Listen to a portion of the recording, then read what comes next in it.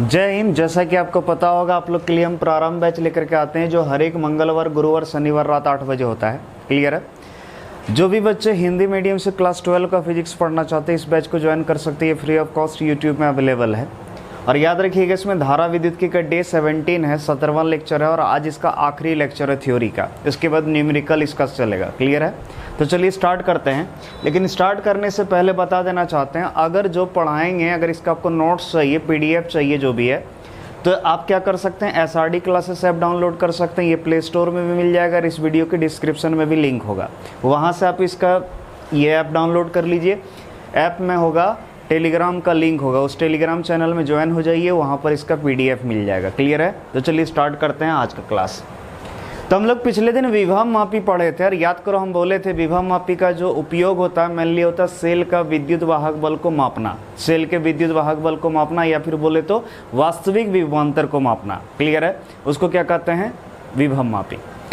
अब आज हम लोग पढ़ने वाले विभव मापी का अनुप्रयोग, यानी विभव मापी जो है उसका अनुप्रयोग यानी उपयोग क्या है। तो याद रखिएगा, विभव मापी का दो अनुप्रयोग होता है। पहला, किसी दो सेल का विद्युत वाहक बल का अगर तुलना करना है, मान लो दो सेल दे दिया और बोल दे कि विद्युत वाहक बल का इसका तुलना करो, तो इससे हम लोग कर सकते हैं।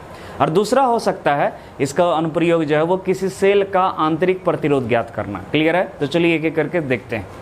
तो हम लोग का जो पहला है विभव मापी का अनुप्रयोग में पहला बोल रहा है दो सेलों का विद्युत वाहक बल का तुलना करना। दो सेलों के विद्युत वाहक बल का क्या करना, तुलना करना। तो बाबू दो सेल का अगर विद्युत वाहक बल का तुलना करना है तो आपको करना क्या, एकदम सिंपल सा तरीका है। सबसे पहले ये विभव मापी ले लीजिए। ठीक है। ये बैटरी, रियोस्टेट, कुंजी वगैरह सब जोड़ दीजिए और जिस दो सेल का विद्युत वाहक बल का तुलना करना उस दो सेल को इस तरह करके समांतर में जोड़ दीजिए। क्लियर है। और याद रखिएगा, इसका जो धनात्मक सिरा है वो A से जुड़ा होना चाहिए और इसका जो ऋणात्मक सिरा है उससे स्विच होना चाहिए, स्विच S1 और S2। क्लियर है। और यहाँ से गैल्वेनोमीटर का एक सिरा जुड़ा होना चाहिए और दूसरा सिरा किससे और जुड़ा होना चाहिए, जॉकी से। अब करना क्या है, बहुत ही आसान है। पहला स्टेप में हमको ये करना है कि हमको ये जो S1 है इसको बंद रखना है। ठीक है। S1 को हमको क्लोज कर देना है, इसको बंद कर देना है और S2 को खुला रखना है। तो जब S1 बंद रहेगा यानी सिर्फ करंट इससे जाएगा। क्लियर है। यानी सिर्फ अभी विद्युत वाहक बल इसका ना पाएगा, इसका नहीं ना पाएगा। क्यों? क्योंकि अभी खुला हुआ है। यानी पहला स्टेप करना क्या है, S1 को बंद रखना है, S2 को खुला रखना है और जॉकी को यहाँ से बिल्कुल ऐसे करके धीरे धीरे इस पर सरकाना है। क्लियर। ऐसे करके इस पर सरकाना है, इस वायर पर, और तब तक सरकाना है जब तक कि गैल्वेनोमीटर का कांटा 0 पर ना रुक जाए। तो इमेजिन करो, सरकाते सरकाते सरकाते सरकाते यहाँ पर पॉइंट J पर जा आया, तो यहाँ पर मान लो इसका कांटा 0 पर रुक गया गैल्वेनोमीटर का। इसका मतलब ये हुआ कि इस तार का जो विभव है उस सेल का विद्युत वाहक बल के बराबर हो गया। क्लियर है। यानी तार का जो विभव है वो सेल के विद्युत वाहक बल के बराबर हो गया। और पिछले दिन याद करो हम सिखाए थे विभव बराबर V बराबर K into L, V equal to क्या, K इंटू L, याद होगा अगर आपको। तो यहाँ पर जो विद्युत वाहक बल है E1, अभी ये ना पाया, तो E1 बराबर क्या हो गया, इस तार का विभव के बराबर। तो इस तार का विभव क्या होगा, K इंटू L, L मतलब लेंथ। तो बोलो कहाँ पर हमको शून्य विक्षेपण मिला, बिंदु J पर। तो यहाँ से यहाँ तक का लंबाई यानी A से J तक का लंबाई लेना है, यानी L A से J तक। क्लियर है। ये हो गया। अब जब ये निकल जाएगा, E1 निकल गया, अब क्या करना है, E2 निकालना है। किसका वैल्यू निकालना है, E2। तो E2 निकालने के लिए हम क्या करेंगे, सिंपल सा, अब की बार क्या करेंगे, इसको ओपन कर देंगे। याद रखिएगा, इसको जो है ओपन कर देंगे। इसको जो है यहाँ पर ध्यान से देखिएगा, इसको ओपन कर देंगे और इसको देंगे क्लोज करके। ठीक है। इसको देंगे क्लोज करके, S2 बंद करेंगे और S1 को क्या रखेंगे, खुला रखेंगे। तो जब S2 बंद रखेंगे, क्या रखेंगे, S2 बंद रखेंगे, तो क्या होगा, फिर से वही प्रक्रिया दोहराएंगे। जॉकी को यहाँ रखेंगे और यहाँ से धीरे धीरे सरकाएंगे। मान लो सरकाते सरकाते J' पर शून्य विक्षेपण मिल गया। तो अगर J' पर शून्य विक्षेपण मिल गया, इसका मतलब ये हुआ कि A से J' तक का जो लंबाई, यहाँ से यहाँ तक तार जो लंबा है, इसका जो विभव हुआ वो इस सेल के विद्युत वाहक बल के बराबर हो गया, तभी ना करंट नहीं चला। क्लियर है। तो बोलो, यानी हम बोल सकते हैं E2 माप लिए हम लोग, E2 बराबर क्या हो गया, K L कहाँ से कहाँ, A से J' तक। तो बोलो E1 निकल गया, E2 निकल गया। आप क्या कर दीजिए, दोनों का रेशियो कर दीजिए, हो जाएगा तुलना। देखिए कितना आसान है। तो चलो यहाँ जो किए हैं, अब जो समझाए वही देखो यहाँ पर लिखा हुआ भी है। ठीक है। ध्यान से देखिएगा अच्छे से। तो क्या बोल रहा है, देखिए स्टेप 1, जब S1 बंद तथा S2 खुली होती है। क्लियर है। पहला स्टेप में क्या बोले थे, याद करो, S1 को बंद रखना, S2 को खुला रखना, बोले थे ना, तो वही किया गया यहाँ। ध्यान से देखिए, जब S1 बंद तथा S2 खुली होती है तो हमें शून्य विक्षेपण बिंदु J पर प्राप्त होती है। तो प्रथम सेल का विद्युत वाहक बल यानी E1 बराबर क्या हुआ, KL A से J तक, इक्वेशन 1। क्लियर है। फिर स्टेप 2, दूसरा स्टेप में हम क्या बोले थे, अब की ओर S2 को बंद रखो, S1 को खोल दो, तो वही किया गया है। जब S2 बंद तथा S1 खुली होती है तो हमें शून्य विक्षेपण बिंदु J' पर प्राप्त होती है। तो द्वितीय सेल का विद्युत वाहक बल यानी E2 इक्वल टू क्या होगा, KL A से J' तक, L A से J' तक। क्लियर, ये समीकरण 2। अब हम क्या करेंगे, समीकरण 1/2 करेंगे, क्योंकि तुलना करना है और तुलना करने के लिए रेशियो ही करना होता है। तो चलो करते हैं समीकरण 1/2। तो इधर वाली को इधर वाली कर दो, यानी E1/E2 इक्वल टू बोलो KL A से J बाय KL A से J'। तो बोलो K से K कैंसिल हो गया, तो क्या हुआ बाबू, E1/E2 equal to L A से J बाय L A से J'। क्लियर है। तो ये जो है यही हमारा निकला क्या, विद्युत वाहक बल का तुलना करने का फॉर्मूला। क्लियर है। बस आपको कुछ नहीं करना है, इस फॉर्मूला में जो लंबाई मिला A से J तक और A से J' तक, बस उस लंबाई को रख दीजिए, विद्युत वाहक बल का क्या हो जाएगा, तुलना हो जाएगा। तो बोलो क्लियर हुआ जो समझाया अभी, ठीक है।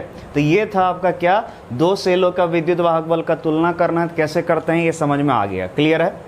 अब हम लोग नेक्स्ट पढ़ने वाले हैं। याद करो हम बोले थे इसका दूसरा उपयोग है किसी सेल का आंतरिक प्रतिरोध ज्ञात करना। चलो वो निकालने वाले, ध्यान से देखिएगा। हम लोग का हेडिंग है किसी सेल का आंतरिक प्रतिरोध ज्ञात करना है, किसी सेल का आंतरिक प्रतिरोध। तो ध्यान से देखिएगा, सबसे पहले दिमाग में सेट करना होगा, अगर सेल का आंतरिक प्रतिरोध निकालना, तो सेल का आंतरिक प्रतिरोध निकालने के लिए क्या फॉर्मूला है। तो अगर आपको याद हो, सेल का आंतरिक प्रतिरोध निकालने का फॉर्मूला था R equal to E/V -1 × R। अगर याद हो तो E जो था ये था विद्युत वाहक बल था, V क्या था, टर्मिनल विभवांतर था, और R क्या था, बाहरी प्रतिरोध था। याद रखिएगा, विद्युत वाहक बल, टर्मिनल विभवांतर और बाहरी प्रतिरोध, ये तीनों चीज का हमको जरूरत होगा आंतरिक प्रतिरोध निकालने के लिए। क्लियर है। तो इसके लिए क्या करेंगे, सुनना। लेकिन बाबू सबसे पहले याद रहना चाहिए विद्युत वाहक बल और टर्मिनल विभवांतर मापते कब है। तो याद करो हम सिखाए थे, जब सेल के साथ सेल को परिपथ में नहीं जोड़ा गया, यानी परिपथ खुला हुआ है, यानी सेल से धारा का प्रवाह नहीं हो रहा है, उस समय जो सेल के सिरों के बीच विभवांतर होता है उसको कहते हैं विद्युत वाहक बल। और जब परिपथ बंद कर देते हैं, यानी जब सेल से करंट चलने लगता है, तो उस समय सेल के सिरों के बीच जो भी विभवांतर होता है उसको कहते हैं टर्मिनल विभवांतर। ये याद होना चाहिए। क्लियर है। तो चलो देखते हैं यहाँ। सबसे पहले जो यहाँ आप देख रहे हैं, ठीक है, ये विभव मापी लिया गया, इसको बैटरी रियोस्टेट कुंजी वगैरह के साथ जोड़ दिया गया। और जिस सेल का हमको विद्युत वाहक जिस सेल का हमको टर्मिनल क्या बोल रहे हैं, जिस सेल का आंतरिक प्रतिरोध निकालना, उस सेल को ले लीजिए और मान लीजिए उस सेल का विद्युत वाहक बल ये है और आंतरिक प्रतिरोध R है, और हमको इसका आंतरिक प्रतिरोध निकालना, R का वैल्यू निकालना है। क्लियर है। तो इसके लिए हम करेंगे क्या, इसी के साथ एक प्रतिरोध जोड़ देंगे, बाहरी प्रतिरोध जिसका वैल्यू R है, और उसके साथ एक स्विच जोड़ देंगे S। अब इमेजिन करो, थोड़ा सा भी समझ अगर होगा याद, तो बोलो अगर S को खुला रखेंगे, यानी परिपथ अगर खुला रखेंगे, तो उस समय अगर हम मापेंगे तो क्या मापाएगा, विद्युत वाहक बल। लेकिन जब S को बंद कर देंगे, स्विच को बंद कर देंगे, उस समय जो मापाएगा वो क्या नापाएगा, टर्मिनल विभवांतर। याद होगा। तो हम सबसे पहला काम करेंगे, इस स्विच को खुला रखेंगे। स्विच को क्या रखेंगे, खुला रखेंगे। और खुला रखने के बाद क्या करेंगे, हम क्या करेंगे, इस जॉकी को यहाँ से बिल्कुल A से सरकाते सरकाते सरकाते सरकाते तब तक सरकाते रहेंगे तार पर, जब तक कि गैल्वेनोमीटर का कांटा 0 पर ना रुक जाए।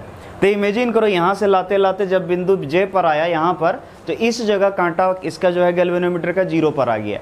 इसका मतलब ये हुआ कि सोचो अभी S खुला है, और S खुला है तो हमको J पर यहाँ पर मिला क्या, शून्य विक्षेपण, यानी इसका कांटा 0 पर रुका। इसका मतलब ये हुआ कि यहाँ से यहाँ तक जो तार का विभव होगा, उस तार का विभव इसके विद्युत वाहक बल के बराबर होगा, यानी E बराबर हम बोल सकते हैं KL A से J तक। क्लियर है। तो ध्यान से देखो, स्टेप 1 क्या बोल रहा है, ध्यान से देखिएगा।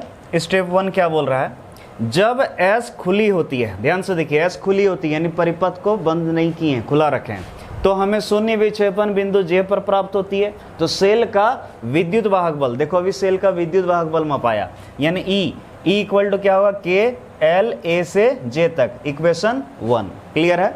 अब चलो स्टेप 2 का बात करते हैं, दूसरा स्टेप। तो दूसरा स्टेप क्या है, ध्यान से देखिए। तो दूसरा स्टेप में क्या करना है, अब की बार इस S को बंद कर देना है। तो सोचो जरा सा, जब इसको बंद कर देंगे इस स्विच को, तो ये बाहरी प्रतिरोध इससे जुड़ जाएगा, और बाहरी प्रतिरोध जब जुड़ जाएगा तब ना पाएगा टर्मिनल विभवांतर। तो जैसे स्विच को बंद कर देंगे उसके बाद क्या करेंगे, फिर जॉकी को यहाँ सरकाएंगे, सरकाते सरकाते मान लो J' पर यहाँ पर जब आया तो इसका कांटा 0 पर आ गया, यानी शून्य विक्षेपण प्राप्त हुआ। तो अभी बताओ इस तार का यहाँ से यहाँ तक यानी A से J' तक का जो तार का विभव होगा वो किसके बराबर होगा, सेल के टर्मिनल विभवांतर के। क्लियर है? तो हम बोल सकते हैं टर्मिनल विभवांतर को V से सूचित करते हैं। तो देखो क्या लिखा है, जब S बंद होती है तो हमें शून्य विक्षेपण बिंदु J' पर प्राप्त होती है, तो टर्मिनल विभवांतर, तो टर्मिनल विभवांतर भी बराबर K L A से J' तक, क्योंकि J' पर शून्य विक्षेपण मिला है। समीकरण 2। अब बाबू आंतरिक प्रतिरोध याद करो, आंतरिक प्रतिरोध R इक्वल टू क्या फॉर्मूला होता है, E by V minus 1 into R। इसको समीकरण 3 मान लिए। अब E का वैल्यू पता है, V का वैल्यू पता है, यहाँ रख सकते हैं E और V, यानी समीकरण 3 में समीकरण 1 और 2 का मान रखने पर। तो देखो समीकरण 3 में समीकरण 1 तथा 2 का मान रखने पर, चलो रखते हैं। तो R इक्वल टू कितना हो गया बोलिए, E के जगह कितना हो गया K L A से J बाय V के जगह बोलिए K L A से J' minus 1 into R। K से K कैंसिल हो गया, तो बोला R इक्वल टू क्या हुआ, LAJ by LAJ' minus 1 into R। तो बाबू आंतरिक प्रतिरोध निकालने का फॉर्मूला हो गया L A से J तक बाय L A से J' तक माइनस 1 इंटू R। तो बाबू इस फॉर्मूला में रख करके हम लोग क्या कर सकते हैं, सेल का आंतरिक प्रतिरोध निकाल सकते हैं। क्लियर है? तो अगर आपको बोल दे क्वेश्चन कि बाबू सिंपल सा किसी सेल का आंतरिक प्रतिरोध ज्ञात करने के लिए परिपथ आरेख खींचें, ठीक है, तो आपको क्या करना है, विभवमापी का ये वाला फिगर बना देना है। उसके बाद बोल देगा निकाल के दिखाइए, तो आपको पूरा यहाँ से लेकर के पूरा यहाँ तक लिख देना है। क्लियर है? अब एक ऑब्जेक्टिव क्वेश्चन आता है, ध्यान से देखिएगा। एक क्वेश्चन आता है कि किसी विभवमापी का अगर हम संवेदनशीलता बढ़ाना चाहते हैं तो क्या करेंगे। तो याद रखिएगा, उसको संवेदनशीलता बढ़ाने के लिए जो विभवमापी जो तार लिए थे उस तार का लंबाई बढ़ा देंगे। तो याद रखिएगा, अगर विभवमापी का तार का लंबाई बढ़ाएंगे तो डेफिनेट है उसका संवेदनशीलता भी बढ़ जाएगा। क्लियर है? तो देखिए क्या बोल रहा है, किसी विभवमापी की संवेदनशीलता बढ़ाने के लिए उसके तार की लंबाई बढ़ाई जानी चाहिए। क्लियर है?